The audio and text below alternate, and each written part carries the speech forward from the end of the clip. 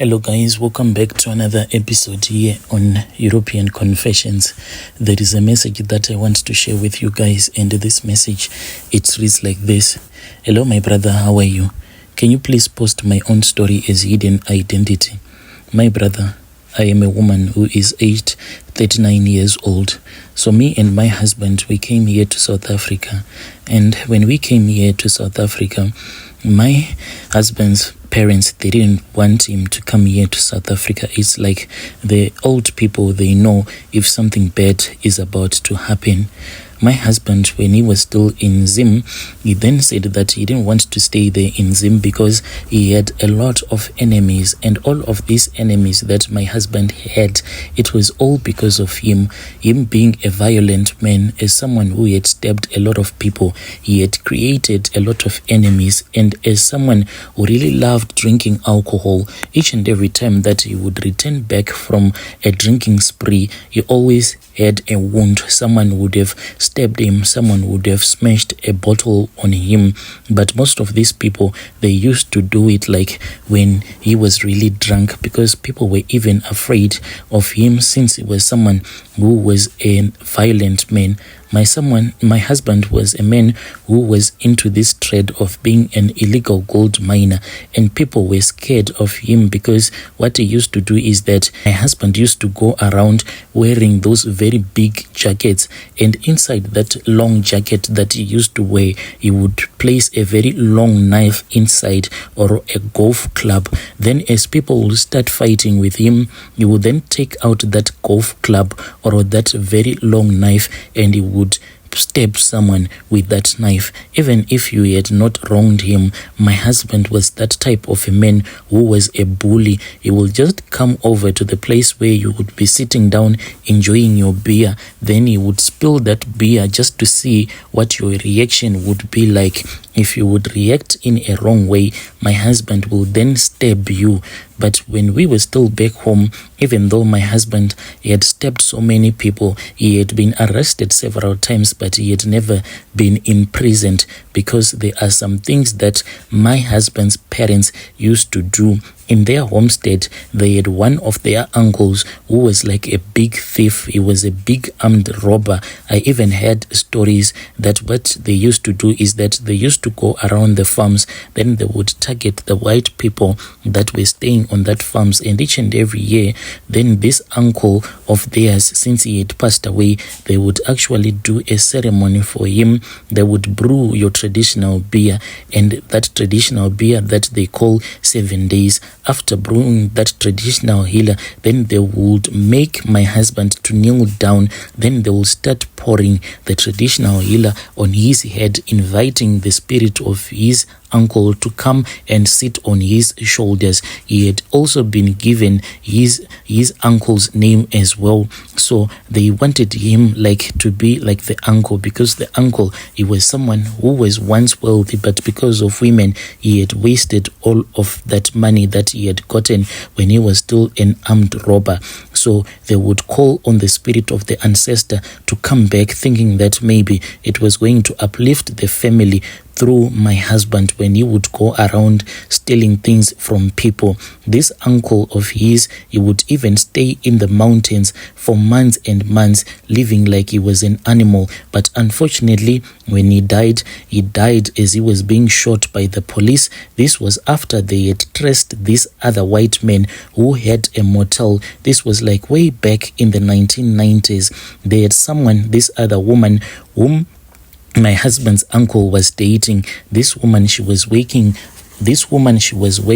for that white man who was the owner of that motel. She was the one who was giving my husband all the information, like the dates when she knew that the white man was going to be at the motel to collect some money, and usually this was a huge sum of money.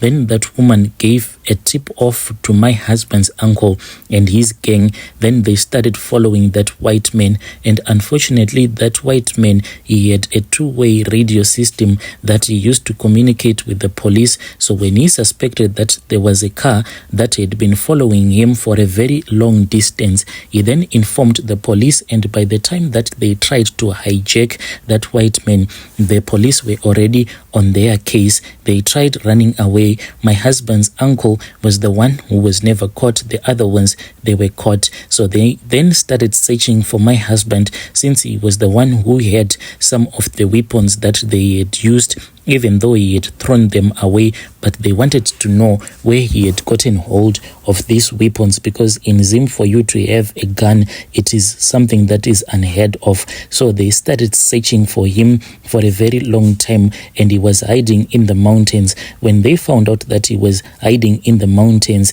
and he tried fighting back with the police after they started climbing up the mountain, and he was fighting with them, he was not using a gun, because news was that he had thrown that gun in a river, because he was afraid that if they were going to catch him with that gun, it was going to be life imprisonment. So he was using a bow and arrow as he was fighting with the police. The police had a gun and he had a bow and arrow, and he was shooting at them using that bow and arrow, and he died there in the mountain. It was really bad. We heard that even the chief at that time, he said that he didn't want his body to be taken down from the mountain. So the family then ended up climbing up the mountain, and they buried him inside a cave. So what they will do is that inside that cave, after brewing the beer, that is where they used to take some of that beer. Then they would invite his spirit to climb down then they would invite the spirit of that man who was an armed robber to climb down the mountain, following the smell of the traditional beer. Then when they would have arrived in the village, that is when they would make my husband to kneel down. Then they will start pouring that traditional beer on top of my husband's head, so that they will be inviting the spirit of my husband's uncle to come and sit down on my husband's shoulders.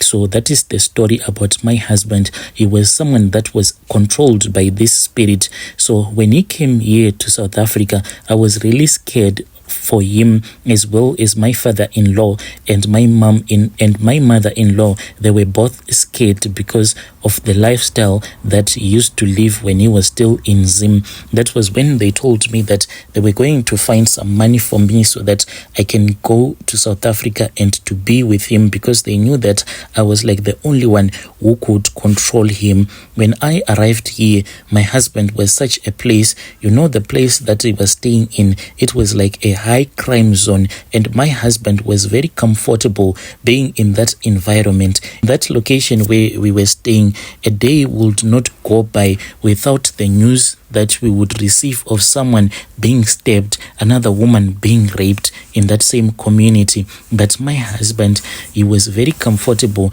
living around such kind of people. He even called himself a predator. He would say that when he would see other men going to work, he would feel as if they are his prey, and he was like a predator. My husband was like that. And something about someone who is a thief, once a thief gets into a new location, it won't even take him more than a day before he can know in that area who is a thief, who steals what. My husband then joined this other gang. These men, they were from Mozambique, some of them were from South Africa. They were just doing some violent things. They used to go around in a gang. When they would go into a tavern, there was always violence that was going to happen in that tavern.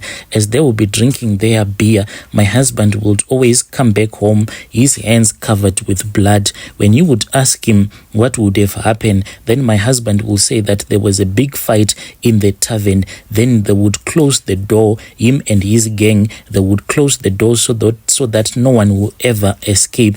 Then they will start beating people up.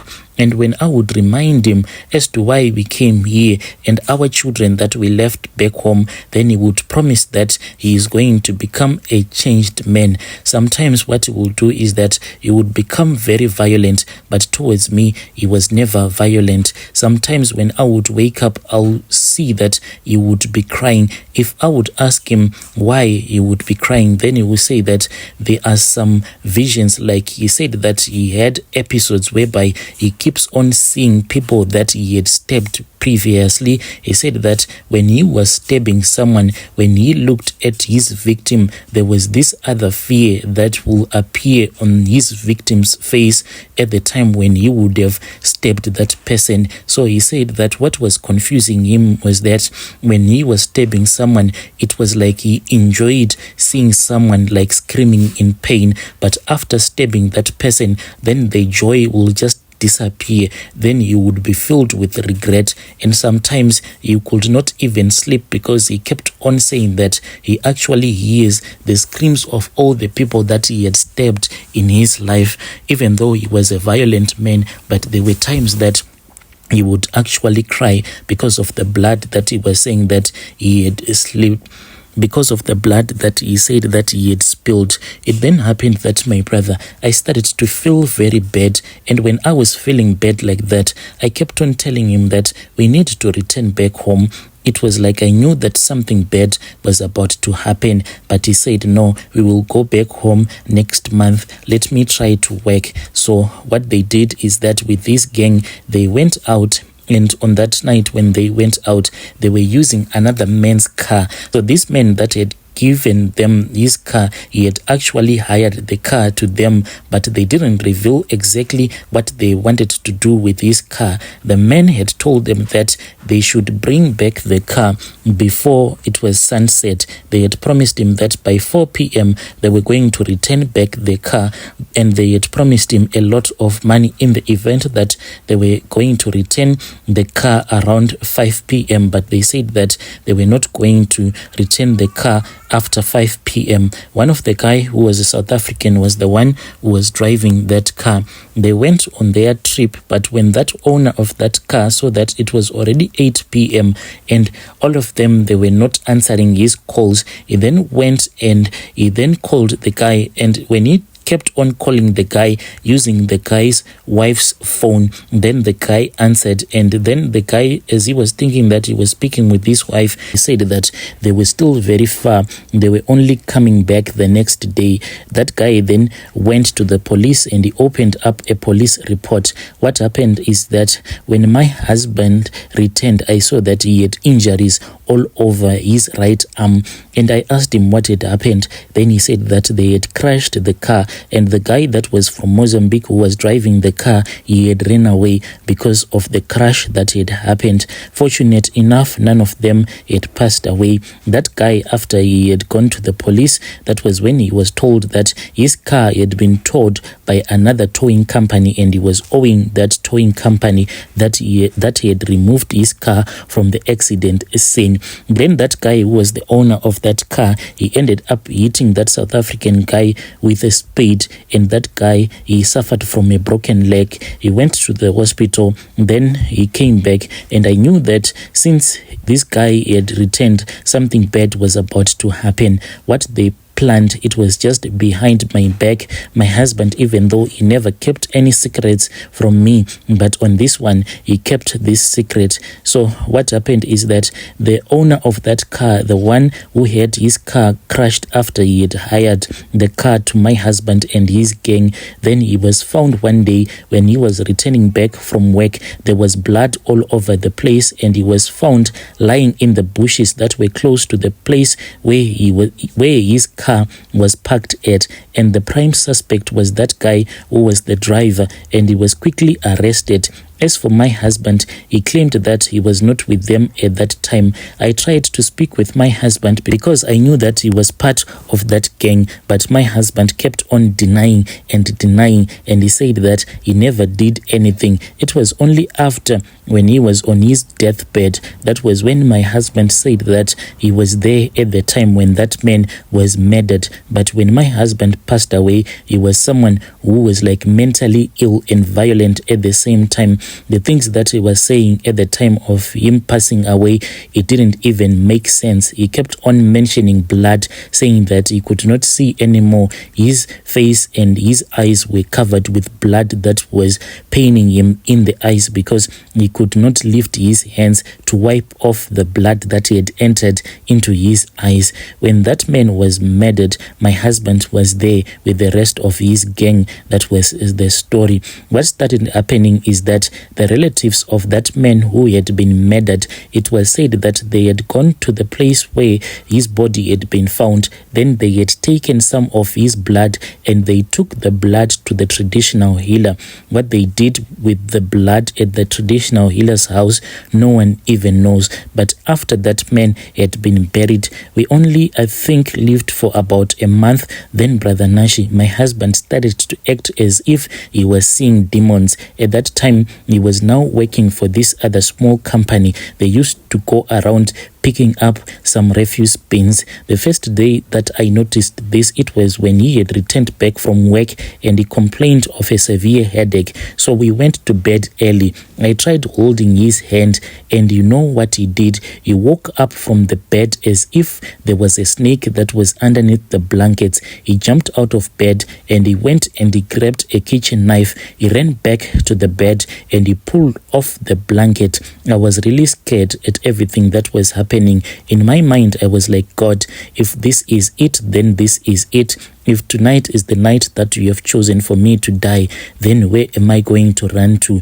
If I try to run, he is going to overpower me because my husband, he had such a very big body. I just remained calm because I knew what were the triggers, the things that triggered my husband when he was still alive. Like if he started becoming violent with you, if you reacted towards him in a wrong way, then he would think that you are actually challenging him. So I kept on lying there in bed as I was naked. Then my husband dropped the knife and he started crying. That was when I knew that something was wrong with my husband. He kept on mentioning the spirit of his ancestor and some demons, evil spirits that were like tormenting him. I said, what is going on? And he said that when you touched me, I felt like there was a black mamba that had entered into the blankets. So I tried to explain to him that this was like a vision, but he could not understand. He kept on crying and crying. And the next day, Brother Nash, I went and I informed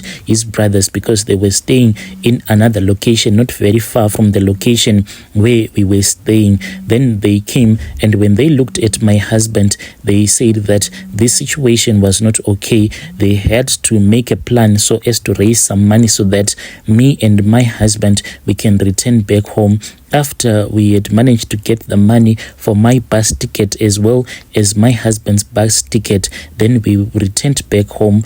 We actually had to raise this money as a family. Even my own parents, they assisted us because we didn't have money. When we went back home, we tried everything under the sun so that my husband could get much better. But no matter how hard we tried, we could not do anything. We were only told that there was blood that had been spilled, and this blood was crying. The blood that was crying had been spilled onto the ground, and this blood, it was crying for my husband's blood. That is what we were told. But it seemed as if there was nothing that we could do at all. So my husband, one day, Brother Nash, this was after I had just prepared porridge for him. He actually requested for that porridge, and when his relatives saw that he had asked for some food, people actually said, maybe he is getting much better, because I used to force him each and every time that I would be feeding him. I would force him to eat something. So on that day when my husband passed away,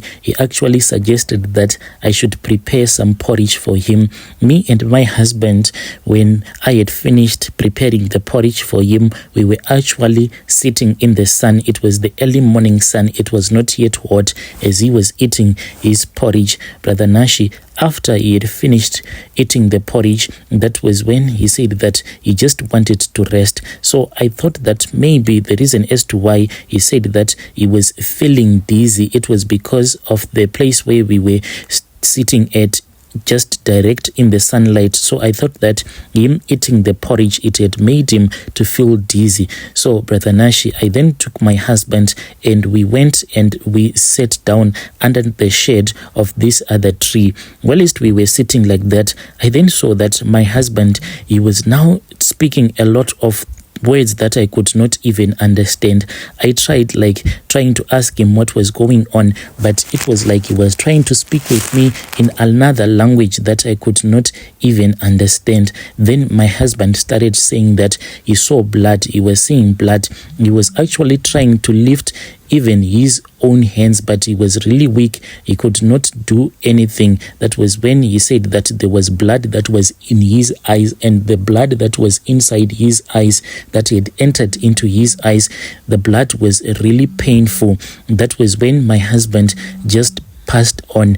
So after my husband's brothers-in-laws had received the coffin, after they had placed it in the grave, that was when one of my husband's brother-in-laws said that there was blood all over his hands. His hands were covered in blood. So we thought that maybe he was joking. After the village headman had instructed them to get out of the grave, that was when everyone noticed that even their shoes, they were full of blood.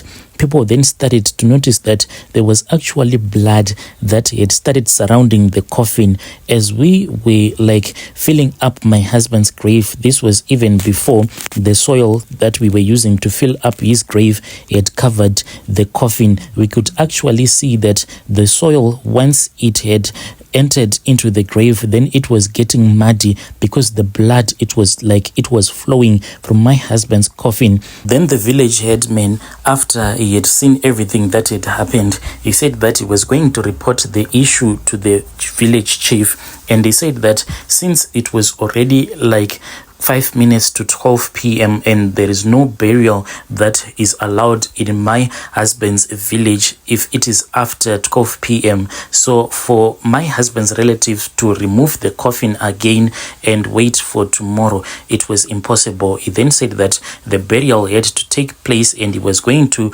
seek for consultation with the chief, and a traditional healer was supposed to be hired so that he can tell us what had happened, Brother Nashi. But I could not even wait for it because my own people that were there, they then said that this was the spirit of the men that my husband and his gang had murdered there in South Africa. So if this spirit was now rising up from the grave, then it was going to fight with everyone in my husband's family, including me. So they then took me and my children. This was like my brother. He took me, and I have never returned again to the village where I was married when my husband was still alive. This is my own story, my brother. I don't know if this spirit is going to come after my own children, but every day, believe you me, I try to pray by all means because I do not want my children to suffer because of my husband's sins.